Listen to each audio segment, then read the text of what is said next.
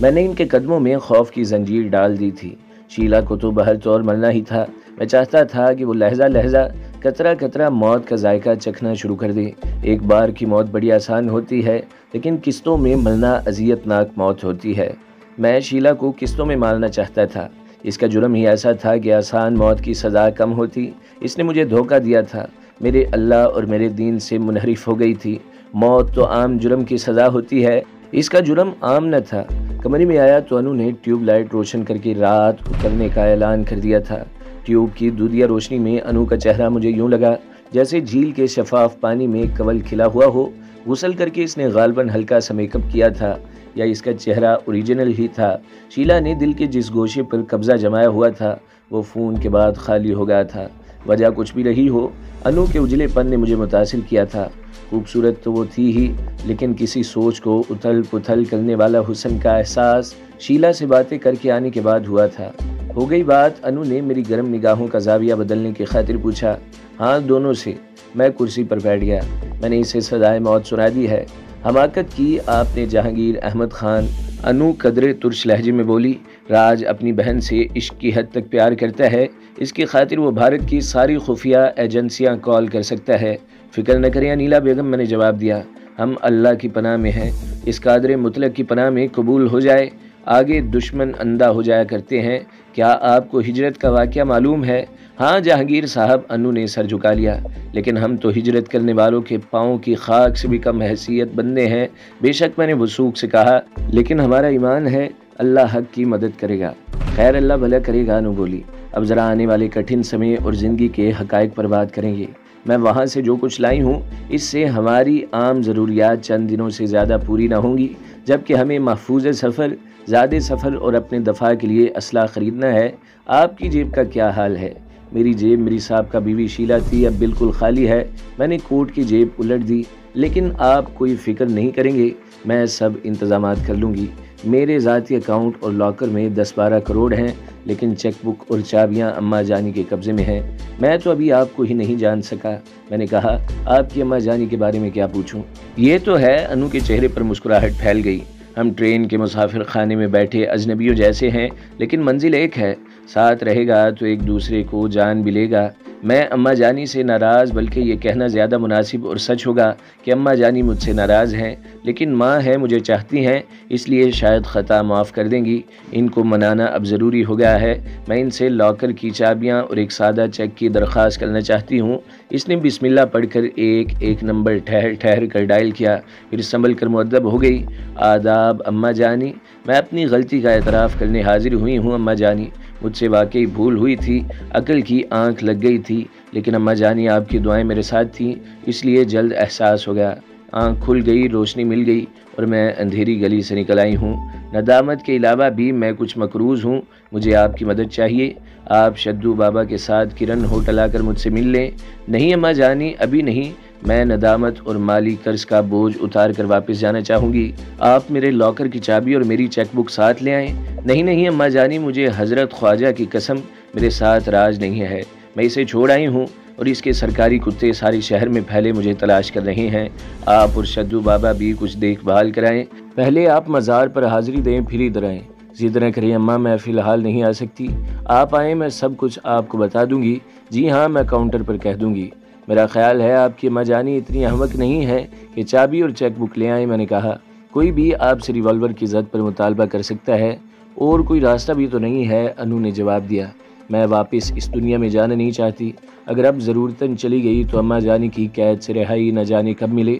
ابھی میں جواب میں بول بھی نہ پایا تھا کہ دستک ہوئی۔ انو حسب سابق ہاتھ سے مجھے روکتی ہوئی خود اٹھی اور کی ہول سے آنکھ لگا کر دیکھنے لگی، پھر دروازہ کھول کر ایک طرف ہو گئی۔ اندر آنے والا جھارو دادا تھا۔ میں نے اٹھ کر اسے تعظیم دی۔ اس نے میرا شانہ تھپ تھپایا۔ لگتا ہے دادا میری پسند ابھی تک نہیں بھولے۔ انو نے دادا کے ہاتھ سے ہاٹ پاٹ لے لیا۔ کیسے بھول سکتا ہوں؟ اپن تو تیری غیر حاضری میں جب ادھر بڑی بیوی کو سلام کرنے جاتا تو چھوٹی بیوی کے لیے رس ملائی لے جاتا تھا۔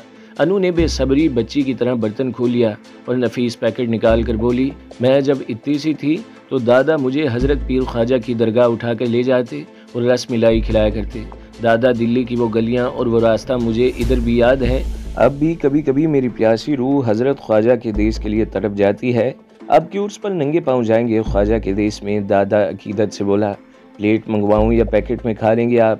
اس نے برف جیسا ٹھنڈا پیکٹ میرے ہاتھ میں دے دیا۔ ہاں دادا، ڈاکٹر کوئی ملا؟ کوئی مشکل کام تھا چھوٹی بی بی صاحبہ؟ دادا نے واسکٹ کی جیب سے لفافہ نکال کر تپائی پر رکھ دیا۔ عبدالقدوس صاحب دق کے مریض ہیں، سرکاری ڈاکٹر سے سرٹیفکیٹ بنوایا ہے۔ واہ واہ واہ، انو بچوں کے انداز میں چہکی۔ اب مکان بھی دیکھ لو۔ دیکھ لیا اور لے بھی لیا۔ دادا نے بڑی چابی انو کے حوالے کر دی۔ سیٹھ موجم دار کی کوٹھی ہے، تم لوگ سیٹھ کے بنگالی مہمان ہو۔ 3 ملازم عورتیں، 1 گاڑی اور ڈرائیور وغیرہ وہاں پہنچا دیے گئے ہیں۔ دادا ہمیں تو بس چند دن رکنا ہے، آپ نے اتنا تردد کیوں کیا؟ چھوٹی بی بی صاحبہ ذرا شان سے رہو گی تو اپن کو خوشی ملے گی۔ دادا، انو سنجیدہ سی ہو گئی۔ اماں جانی ملاقات کے لیے آ رہی ہیں؟ او یہاں؟ ہاں دادا، بات ہی ایسی ہے، بلانا ضروری تھا۔ کب؟ آج ہی، کسی بھی پل۔ پھر اپن کو ادھر نہیں ہونا چاہیے، نواب بیگم سارا الزام میری گردن پر رکھ دیں گی۔ ہاں دادا، میں بھی نہیں چاہتی، انو نے جواب دیا، کہ ان کی نگاہوں میں آپ کی قدر داغدار ہو۔ اچھا، کل کس ٹائم آؤں؟ میں فون پر بتا دوں گی۔ دادا اٹھا اور باہر نکل گیا۔ انیلا بیگم صاحبہ، میں نے رس ملائی کی باقیات ہونٹوں سے چاٹتے ہوئے کہا، آپ پل پل میرے اندر ریت کی طرح جگہ بدل رہی ہیں۔ اماں جانی، نواب بیگم اور انو بائی، یہ سب کیا ہے؟ الف لیلہ کی رومانی داستان جہانگیر صاحب، فرصت کے وقت یہ کتاب دوں گی آپ کو۔ انو بی بی، مجھے بس شرارت سوجی، کچھ میں اس الف لیلوی کردار کو کھود کر اندر سے دریافت بھی کرنا چاہتا ہوں۔ کمرہ 1 ہے، رات ہے، کیا آپ کو احساس نہیں کہ آپ ایک اجنبی مرد کے ساتھ اس کمرے میں رات بسر کریں گی؟ ابھی تک ایسا نہیں سوچا، انو نے جواب دیا۔ اب سوچ لیا ہے، جس دامن پر ایک داغ ہو یا چھید ہو، اس پر دوسرا داغ یا چھید اتنا پریشان کرنے والا نہیں ہوتا۔ کیا میرے جواب نے آپ کو مطمئن کر دیا ہے؟ نہیں، بلکہ شرمندہ کر دیا ہے۔ میں نے سر جھکا لیا۔ مجھے ایسا سوال نہیں پوچھنا چاہیے تھا۔ ٹیلی فون کی گھنٹی نے اسے جواب سے بچا لیا۔ ٹھیک ہے، بھیج دو، انو نے کہہ کر ریسیور رکھ دیا۔ اماں جانی اوپر آ رہی ہیں، آپ کو حاضر اور غیر حاضر رہنا ہوگا۔ اس نے بغلی دروازے کا بھاری پردہ تان دیا۔ آپ ادھر آئیں۔ میں پردے کی آڑ میں جا کر کھڑا ہو گیا۔ میری چھٹی حص خطرے کا احساس دلا رہی ہے، لیکن آپ ہیں تو مجھے بڑا حوصلہ رہے گا۔ دستک کے بعد دروازہ کھلا اور میں نے ٹڈی کے بنائے ہوئے گول سوراخ سے آنکھ لگا دی۔ اندر آنے والی واقعی کوئی نواب بیگم ہی تھی۔ انو نے جھک کر اسے تعظیم دی، پھر سر جھکا کر کھڑی ہو گئی۔ ہم بیٹھنے اور مذاکرات کرنے نہیں آئے لڑکی، اگر وہ تمہارے ساتھ نہیں ہے تو ہمارے ساتھ چلو۔ وہ نہیں ہے اماں جانی، ہم اسے ہمیشہ کے لیے چھوڑ آئے ہیں، انو نے ادب سے جواب دیا۔ گستاخی معاف، ہم فی الحال آپ کے حکم کی تعمیل نہیں کر سکیں گے۔ اماں جانی، کچھ قرض ہے، کچھ فرض ہے، ادا کریں گے، پھر آپ کے قدموں میں جگہ پائیں گے۔ ہم سارے قرض ادا کر دیں گے، لڑکی چلو ہمارے ساتھ۔ مجھے چابیاں اور ایک چیک عنایت فرمائے اماں جانی۔ کیا ہماری آواز تمہارے کانوں تک نہیں گئی انو؟ اماں جانی، آپ کی ایسی ہی آواز نے ہمیشہ مجھے سرکشی پر مجبور کیا ہے، انو تن کر بولی۔ آپ نے کبھی مجھے تسلیم نہیں کیا، میں اپنی ذات میں کچھ ہوں اماں جانی، آپ نے کبھی میری حیثیت نہیں پہچانی، یہی وجہ ہمارے درمیان جنگ کی فضا پیدا کرتی رہی ہے۔ میں اختری اور دلشاد نہیں ہوں، میں انیلا جہاں بیگم ہوں۔ پلیز اماں جانی، مجھے دور نہ کیجیے، میں آپ کے قریب آنا چاہتی ہوں۔ مجھے کچھ رقم کی اشد ضرورت ہے اور لاکر میں سے اپنی پسند کی کچھ چیزیں لینا چاہتی ہوں۔ کتنی رقم؟ فی الحال 1 لاکھ۔ گھر چلو، ہم وعدہ کرتے ہیں کل تمہیں رقم مل جائے گی۔ تو سن لے اماں جانی، انو نے تڑختی آواز میں کہا، میں اس گندی فضا میں واپس نہیں جاؤں گی۔ بہت جبر سہ لیا، بہت جبر آپ نے کر لیا، اب جب پنجرے سے نکل آئی ہوں تو واپس نہیں جاؤں گی۔ راجو اندر آؤ، نواب بیگم نے گردن موڑ کر کہا، اور نیم وا دروازے سے 2 آدمی اندر آئے، بدن اور شکل سے ہی بدمعاش دکھائی دیتے تھے۔ راجو، نواب بیگم 2 قدم پیچھے ہٹ کر بولی، دروازہ بند کر دو، اب آخری بار ہمارا حکم سن لو، ہمارے ساتھ چلو۔ آخری بار ہمارا انکار ہے اماں جانی۔ راجو، اس کی اماں جانی ایک طرف ہو کر بولی، چھوٹی بی بی صاحبہ کو لے جانا ہے، لیکن احتیاط لازم ہے۔ میرا ہاتھ پردہ اٹھانے کے لیے اٹھا اور پھر واپس ہو گیا۔ انو نے جو انداز اپنایا تھا وہی مجھے حیران کر گیا۔ میدان سامنے تھا، میں کسی بھی وقت کھیل میں شریک ہو سکتا تھا۔ جو لوگ اندر آئے تھے ان کو میں بآسانی سنبھال سکتا تھا۔ چلو بی بی صاحبہ۔ راجو آگے بڑھا اور اس کے ساتھ دوسرا بھی تھا۔ انو سینے پر ہاتھ باندھے کھڑی تھی۔ ہم حکم کے غلام ہیں چھوٹی بی بی صاحبہ۔ راجو نے ہاتھ بڑھائے تو میری آنکھ نے بجلی کو کونتے دیکھا۔ انو نے دونوں کی گریبان پر ہاتھ ڈالا، ان کو گھسیٹ کر اپنی طرف کیا اور پھر ان کو پیچھے اچھال کر وہ دروازے سے جا لگی تھی۔ اس کا انداز اور طریقہ وہی تھا جو راکٹ آگے جانے کے لیے اپناتا ہے، جس طرح ہوائی جہاز ہوا کو پیچھے اچھال کر خود آگے بڑھ جاتا ہے، وہی سائنسی طریقہ انو نے استعمال کیا تھا۔ دونوں تپائی سے ٹکراتے ہوئے گرے پھر اٹھے۔ انو اچھلی اور ایک ایک پاؤں دونوں کو مارتی بیڈ پر جا گری۔ راجو دیوار سے ٹکرایا اور دوسرا وارڈروب کے کھلے پٹ سے ٹکرا کر لیٹ گیا۔ راجو ابھی گھٹنوں کے بل اٹھ ہی رہا تھا کہ انو نے بیڈ سے فلائی کیا اور دونوں پاؤں راجو کی گردن پر مارتی نواب بیگم کے سامنے جا رکی۔ اماں جانی، پرس میرے حوالے کر دیجیے۔ وہ گرائی اور اس کی ماں نے پرس اس کے منہ پر دے مارا۔ شکریہ اماں جانی۔ انو نے اٹھتے راجو کے چہرے پر پاؤں مارا اور پرس بیڈ پر الٹ دیا۔ کرنسی نوٹ، چابیاں اور میک اپ کے سامان کے درمیان براؤن کلر کی چیک بک بھی تھی۔ صرف ایک چیک اماں جانی اور 1 لاکھ لکھوں گی اور کل شام آپ کو اپنے نئے گھر کا راستہ بتا دوں گی۔ چھوڑ دیجئے آپ بھی اس غلیظ کام کو، ہم ایک نئی زندگی کا آغاز کریں گے۔ اس نے لاکر کی چابی اور چیک بک سے ایک چیک پھاڑ کر سب کچھ واپس پرس میں رکھا اور پرس دونوں ہاتھوں سے اپنی ماں کو پیش کر دیا۔ ٹھیک ہے انو، ہمیں تمہاری طاقت اور ادا اچھی لگی، ہم تمہاری پیشکش پر ضرور غور کریں گے، لیکن پہلے ہم نیا گھر دیکھنا چاہیں گے۔ وہ گھر غالباً آپ کا دیکھا ہوا ہے۔ کون سا؟ سیٹھ موجمدار کی لال کوٹھی۔ نہیں، اس کی اماں نے نفی میں گردن ہلائی، لیکن تعریف سن رکھی ہے۔ کیا تم نے سیٹھ کی ملازمت؟ او نو اماں جی، انو چیخی، کیا میں اتنی گری ہوئی اور غلیظ ہوں؟ ہم فی الحال کرایہ ادا کریں گے اور اگر آپ نے گھر پسند کر لیا تو خرید لیں گے۔ یہ رکھ لو۔ اماں جانی نے چیک بک پرس سے نکال کر بڑھائی۔ ہماری طرف سے اجازت ہے، مکان خرید لو۔ شکریہ اماں جانی۔ انو نے چیک بک قبول کر لی۔ اب تشریف رکھیے، چائے؟ نہیں، اماں جانی نے انکار کر دیا۔ تم لوگ باہر چل کر ہمارا انتظار کرو۔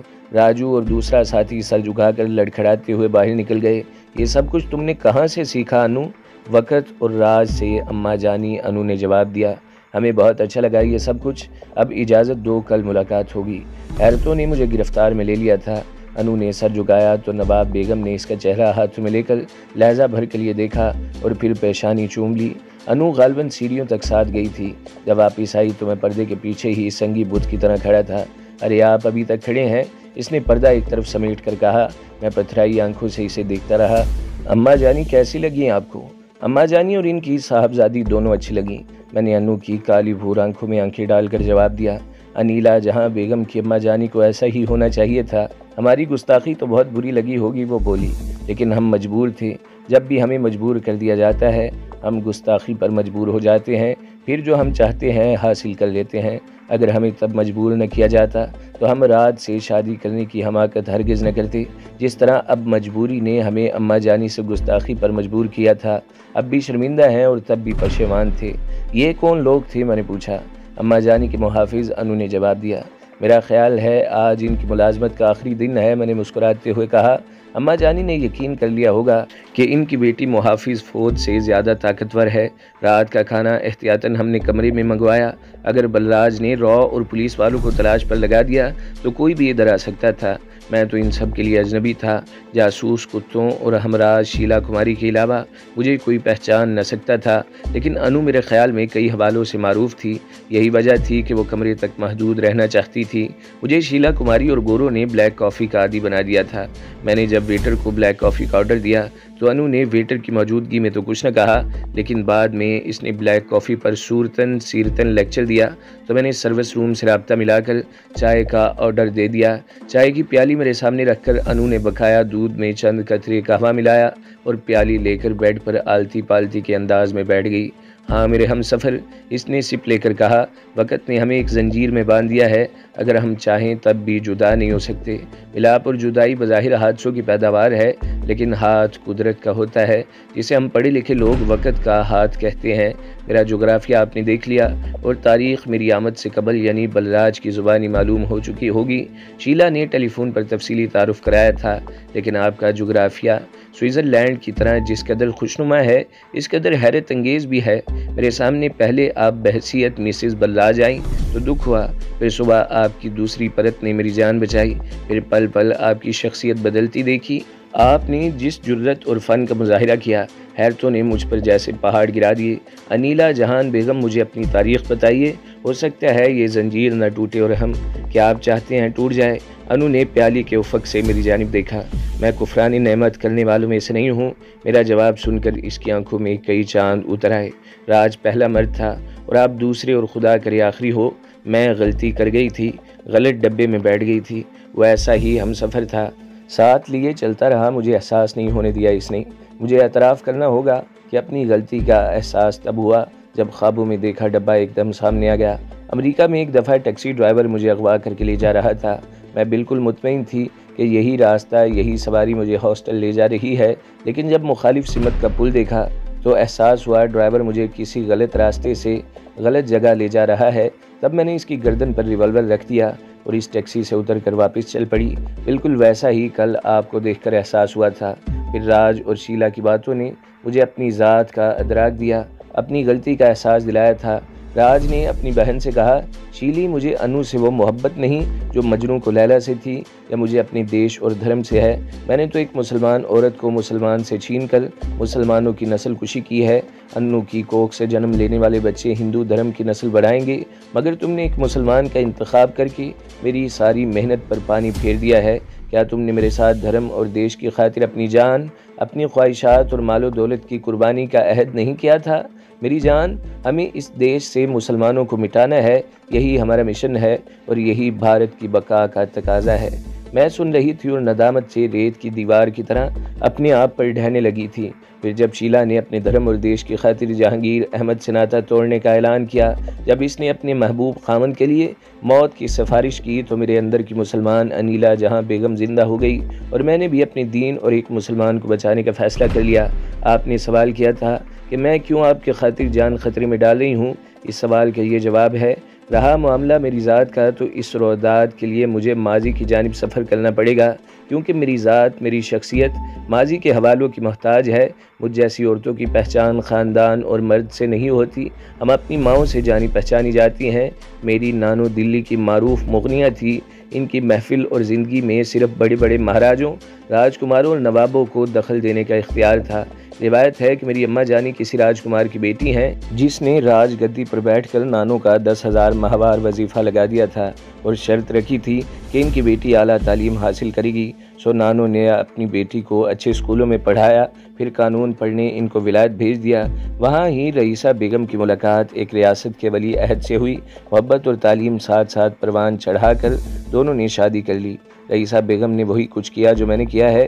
ولایت سے دونوں سیدھے ریاست میں داخل ہوئے اور راجہ صاحب نے نہ صرف ان کو بہو تسلیم کر لیا بلکہ ان کو نواب بیگم کا خطاب بھی عطا کیا، لیکن ایک شرط رکھی جسے پورا کرنا دونوں کے بس میں نہ تھا۔ راجہ صاحب نے اعلان کر دیا تھا کہ اگر نواب بیگم نے بیٹے کو جنم دیا تو راجہ صاحب راج گدی ولی عہد کے حوالے کر کے خود زیارتیں کرنے چلے جائیں گے، اور اگر بیٹی ہوئی تو نواب بیگم کو واپس اپنی دنیا میں جانا پڑے گا۔ اس میں راجہ صاحب کا کوئی عمل دخل نہ تھا۔ راجہ نے تو بس ایک جوا کھیلا تھا، گدی داؤ پر لگا دی تھی، لیکن وہ اپنی شرط ہارے نہیں۔ نواب بیگم کی قسمت کا سورج غروب ہو گیا تھا، ان کے ہاں بیٹی نے جنم لیا۔ معاہدے کی پاسداری ولی عہد اور نواب بیگم نے کچھ اس طرح نبھائی کہ وفا کا بھرم بھی رہ گیا تھا اور نواب بیگم نے ریاست چھوڑ دی تھی۔ ولی عہد نے محبت کی خاطر گدی اور جاگیر چھوڑ کر راجہ کو دنگ کر دیا تھا، لیکن اونچی ناک کو محبت کی ادا پسند نہ آئی۔ راجہ بہادر نے درباری گنڈوں کے ذریعے نواب بیگم کو جب دنیا سے رخصت کرنا چاہا تو وہ عظیم مرد اپنی محبت کو بچاتے ہوئے خود دنیا چھوڑ گیا۔ تب بے آسرا اور تنہا نواب بیگم کے سامنے نئی چاوڑی کے علاوہ کوئی جائے پناہ نہ رہی تھی۔ نواب بیگم پھر اپنی ماں کے پاس چلی گئی تھیں، ان کو بڑی خوشیوں سے قبول کر لیا گیا تھا۔ اس طرح لٹی پوٹی بیوہ ماں پھر رئیسہ خانم کے روپ میں جلوہ گر ہونے لگی، لیکن انہوں نے اپنی بیٹی کو شروع ہی سے ہاسٹل میں رکھا تھا۔ وہ اپنی محبت کی نشانی اور وفادار شوہر کی امانت کو نئی چاوڑی کی غلاظتوں سے بہت دور رکھنے کا عزم کر چکی تھیں۔ تو دوستو، اگلی قسط سننے کے لیے ہمارے چینل کو ضرور سبسکرائب کریں، ویڈیو کو لائک کریں اور بیل کے آئیکن پر بھی کلک کر دیں تاکہ ہر جو آنے والی ویڈیوز ہیں وہ آپ کو سب سے پہلے ملتی رہیں۔